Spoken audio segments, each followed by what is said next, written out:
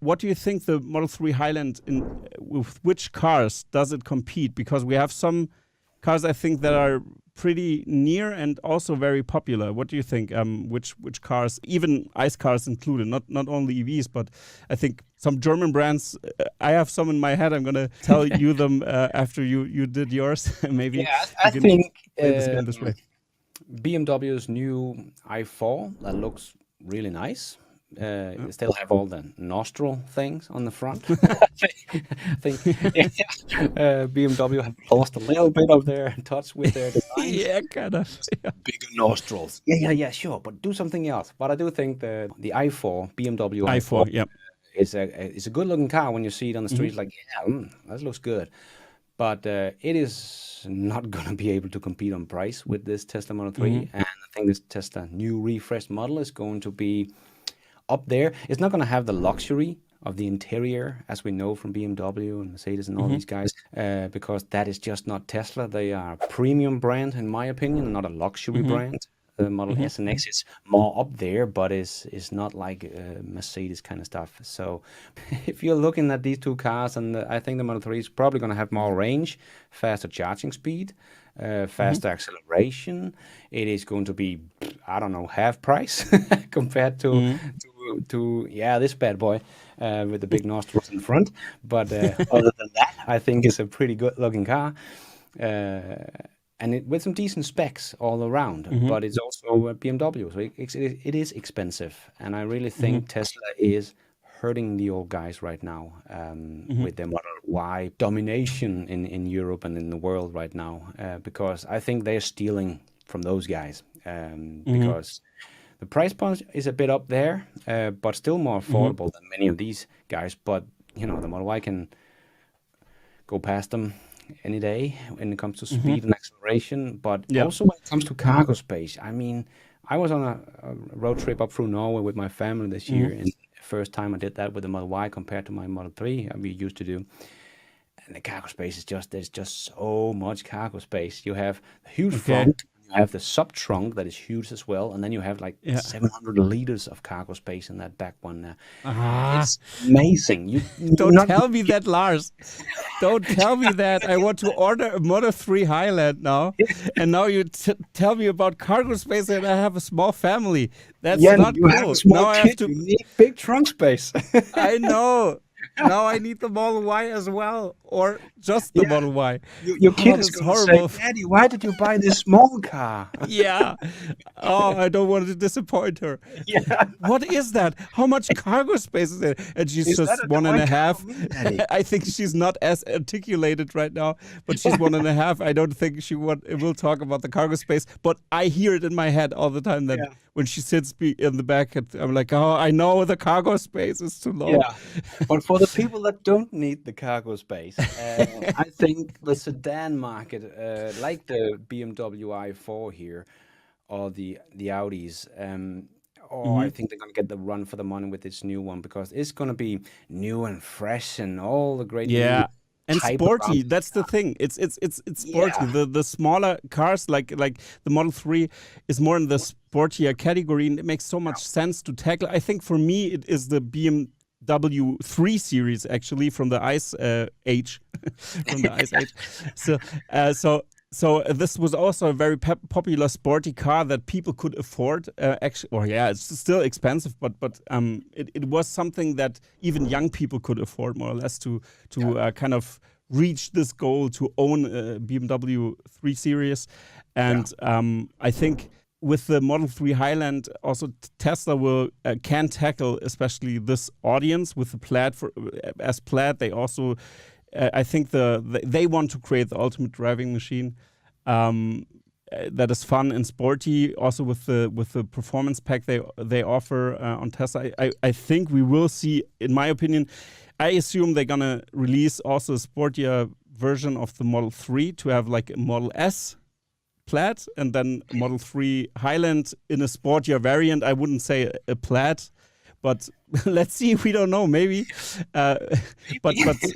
yeah, maybe. But They have room for it when it comes to price now, so they could, yeah, throw yeah, they in could. some couple of plaid motors instead and say, one Yeah, is only $50,000. When yeah, yeah, that's it could be a beast. But it's also going to be interesting to see if if this is the car that's going to get their first engine with no rare earth metals in them, as they talked about at the yeah, Investor Day.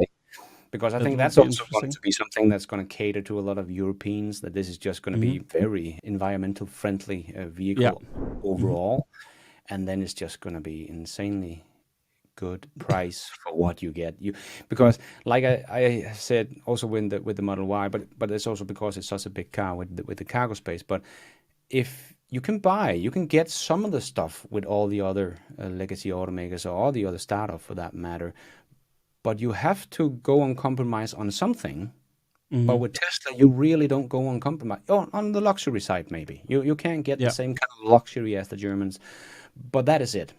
But I think we are tipping over to an area where people are they're willing to give up on the luxury to get the technology.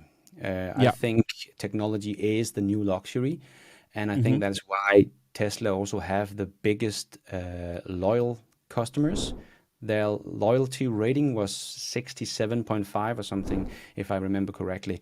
The only automaker in the world that loyalty rating went up this year, and the average was 46%, if I remember correctly. Mm-hmm. So Tesla is really keeping their customers, and I think it's because when you have tried a Tesla with the charging network, with the software, and you learn that it's the most safe car you can drive and the fun performance that is pretty much better than anything else out there, it definitely combined with everything else, it's going to be tough, even though you're going to come down to your BMW i4 and nice car, you get in this nice saloon and it's all good and dandy, but you're not going to get the software, you're not going to have the charging network, you're not going to have the same safety or safety assist features. They have actually scored pretty badly, both in Australia NCAP and Europe NCAP, in the safety assist features compared to Tesla Model Y, that 89% Yeah. Yeah. score is very, very good. So, and then the Germans don't have any frunks, so you're missing 125 liters of cargo space right there compared to the Model Y anyway, right? And then also you have Tesla has quite big trunks, especially in the Model Y. So it's just like there is so many things you go and compromise on. And I think people are realizing that the more butts we get in seats and they test it out and try it out and you get over to the other one, it's like, yeah, I like the interior and stuff like that. But yeah, but that screen, that little horizontal thing there, what are you doing? Yeah. Yeah. I just wanted to add something here, because I think this is something that will be worse and worse, because what interfaces are we used to? Yeah. These interfaces. And these are perfected to the max. The development that went into the smartphone was for the last 10 years was so much different than the interfaces of the cars. And it's almost like dinosaur technology when you sit in one. And even if you have a little lag, just a little lag, those mobile phones are so responsive that you press on something, it's instant. And in the Tesla, it's much more similar to the mobile phone experience. I wouldn't say it's totally perfect. I've tested it a little bit. I mean, it's not, but I would say 95% of cases it's super responsive. Maybe sometimes it can glitch out somewhere in the interface or something very comparable to a mobile phone more. But if you compare it to the legacy auto guys doing their software, even the Americans as well, GM or Ford as well. It's there was this video because the Mercedes put in the Drive Pilot, and it's the video where the touch screen is used, and it's just lagging to open up Tetris, the game. Yeah, and I've posted that on Twitter, formerly Twitter, and it's so ridiculous, because don't put in a feature like this if it doesn't work flawlessly.